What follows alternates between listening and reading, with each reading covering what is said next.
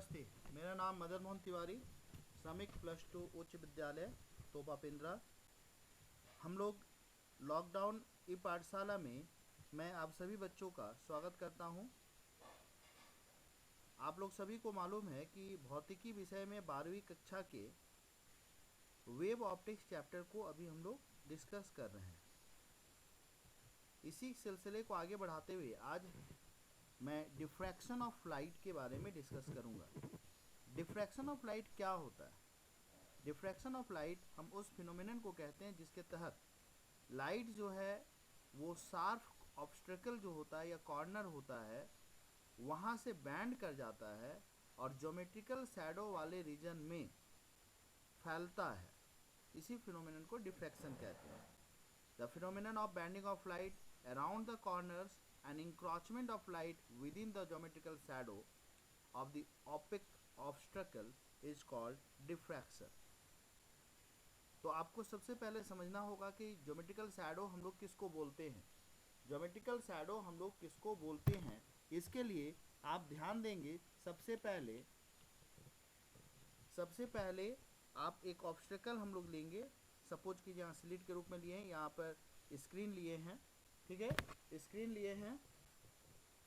तो एक स्लिट है, स्लिट के सामने जैसे हम लोग सोर्स रखेंगे, लाइट जा रहा है, तो ये जो आप लोग देख रहे हैं ये जो पोर्शन है जहाँ पर लाइट डायरेक्टली नहीं आ सकता है, इस पोर्शन को ही हम लोग ज्योमेट्रिकल शैडो कहते हैं, ठीक है। और जो लाइट जो है एक्स और वाई वाला रीजन है वहाँ पर शार्प कॉर्नर से बैंड करके आके एक्स वाई जो हम लिखे हुए हैं वहाँ फैल रहा है, उसी फिनोमेनन को हम लोग डिफ्रैक्शन कहते हैं। अगर हम लोग ऑब्स्टेकल बिल्कुल सीधा ले उसके कारण देखेंगे तो देखिए ये जो ब्लैक वाला रीजन है वो आपका ज्योमेट्रिकल शैडो हुआ, मगर शार्प कॉर्नर से फैल गया, एक्स वाई हम फिर दिखा दिए, ये हो रहा है due to diffraction of light. X और वाई जो रीजन हम बनाए हैं वो रीजन है डिफ्रैक्शन का। तो diffraction of light at a single slit. Diffraction के लिए और एक आप बहुत इंपॉर्टेंट चीज़ आप ध्यान रखिएगा कि डिफ्रैक्शन जो होता है वो आपका डिफ्रैक्शन जो है वो सिर्फ होता है वेवफ्रंट, सिंगल वेवफ्रंट के दो लाइट वेव आपस में इंटरफेयर करने के कारण, ठीक है, इस बात का ध्यान रखिएगा। तो अगर हम लोग 0 डिग्री पर देखना चाहते हैं, एक स्लिट लिए हैं, लाइट आ रहा है, प्लेन वेव फ्रंट आ रहा है, इसमें बहुत सारे पॉइंट हम दिखाए हुए हैं, ठीक है, ये प्लेन वेव फ्रंट है।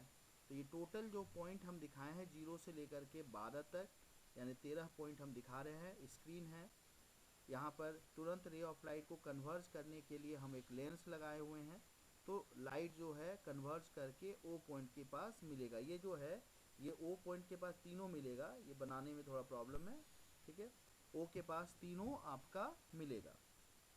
अब distance between the slit and screen capital D हम लिए हुए हैं। स्मॉल डी जो है वो साइज ऑफ स्लिट है, ए और बी के बीच का डिस्टेंस है। The wave front from single wave front, ठीक है, wavelet from single wave front reaches the centre O on the screen in same phase, hence interfere constructively to give central और principal maxima. जो भी point ओ के पास पहुंच रहा है, जितने भी वेवलेट हम बनाए हैं, ये छोटे छोटे जो पॉइंट्स बनाए हैं जिनको हम लोग वेवलेट कह रहे हैं, ठीक है, ये जितने भी पॉइंट हम लोग बनाए हुए हैं ये सारे के सारे पॉइंट से सब सेम फेज में पहुंच रहा है ओ के पास में, इसलिए वहाँ पर ब्राइट फ्रिंज बन रहा है। अगर हम लोग कोई दूसरे एंगल पर देखते हैं और ये इमेजिन करते हैं कि स्लिट दो भाग में डिवाइडेड है, 2 इक्वल भाग में, हाफ्स में डिवाइडेड है। अगेन हम लोग मार्किंग कर दिए 0 से लेकर के 12 तक, ठीक है, थीटा 1 एंगल पर है तो थोड़ा इसको टिल्ट कर दिए हैं। आपका सेंटर ओ के पास ही होता, बट इस बार पॉइंट P1 के पास देख रहे हैं, ये सारा थीटा 1 एंगल है, ठीक है। तो ये पाथ डिफरेंस जो है वो BN लैम्डा के बराबर है, दो भाग में हम लोग डिवाइडेड माने हुए हैं, ठीक है।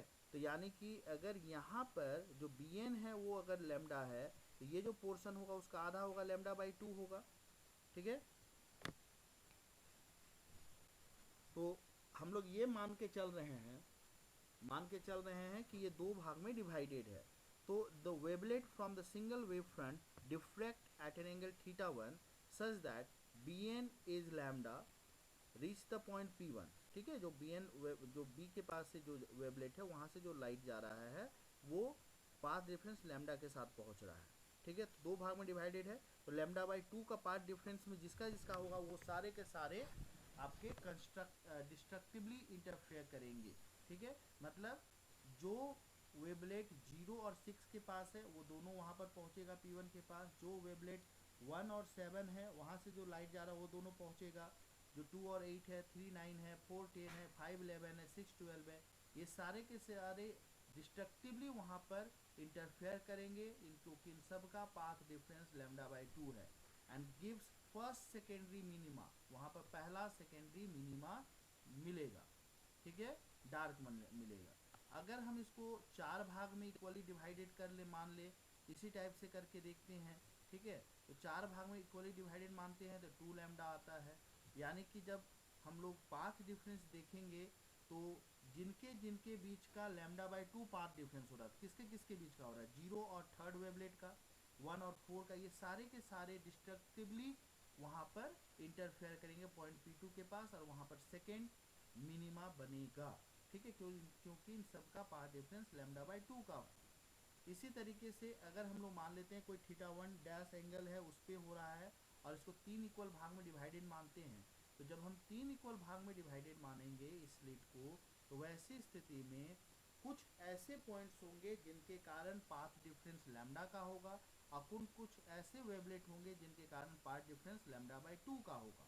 जैसे 0 और 8 के बीच में जो वेवलेट है 0 और 8, उसका पाथ डिफरेंस लैम्डा का हो रहा है, 1 और 9 का पाथ डिफरेंस लैम्डा का हो रहा है, 2 और 10 में पाथ डिफरेंस लैम्डा का हो रहा है, तो इन सब का पाथ डिफरेंस लैम्डा आ रहा है। और कुछ ऐसे हैं जैसे 0 और 4 है, 1 और 5 है, 2 और 6 एंड सो ऑन, इनका पाथ डिफरेंस लैम्डा बाई 2 का हो रहा है। तो जिनका जिनका पाथ डिफरेंस लैम्डा बाई 2 का हो रहा है उनके कारण तो वहाँ पर डार्क बनेगा, और जिनके जिनके कारण लैम्डा का हो रहा है पाथ डिफरेंस, उनके कारण वहाँ पर ब्राइट होगा। ठीक है, तो यहाँ पर आप देखेंगे कुछ फ्यू वेवलेट होंगे जो इनके कारण ब्राइट फ्रिंज बनेगा। ठीक है, तो यहाँ पर हल्का सा ब्राइट फ्रिंज बनेगा। इसी तरीके से हम लोग आगे अगर देखते हैं वेरियस एंगल्स के लिए देखते जाएंगे तो इसी टाइप से बन रहा है। आप एक बार इसको फिर से देख लीजिए, वेरियस एंगल्स के लिए 0 डिग्री के लिए हुआ θ1 θ1 डैश θ2 θ2 डैश, इस तरह से निकलेगा। और अगर हम इंटेंसिटी वर्सेस अगर पोजीशन का ग्राफ बनाएंगे तो इस तरह से ग्राफ बनेगा। ठीक है, धीरे धीरे इंटेंसिटी कम होते जाएगा। सेंट्रल मैक्सिमा जो होगा वो ब्राइटेस्ट फ्रिंज होगा। रिफ्लेक्शन जो होते हैं वो हम लोग को कुछ ही ऑर्डर तक दिखाई देता है। ठीक है, ये ज़्यादा ऑर्डर मतलब third order, fourth order, fifth order तक देखने के लिए थोड़ा मुश्किल हो सकती है दिखने में। ठीक है, ये बात का ध्यान रखिएगा। धन्यवाद, उम्मीद करता हूँ आपको ये वीडियो पसंद आया होगा।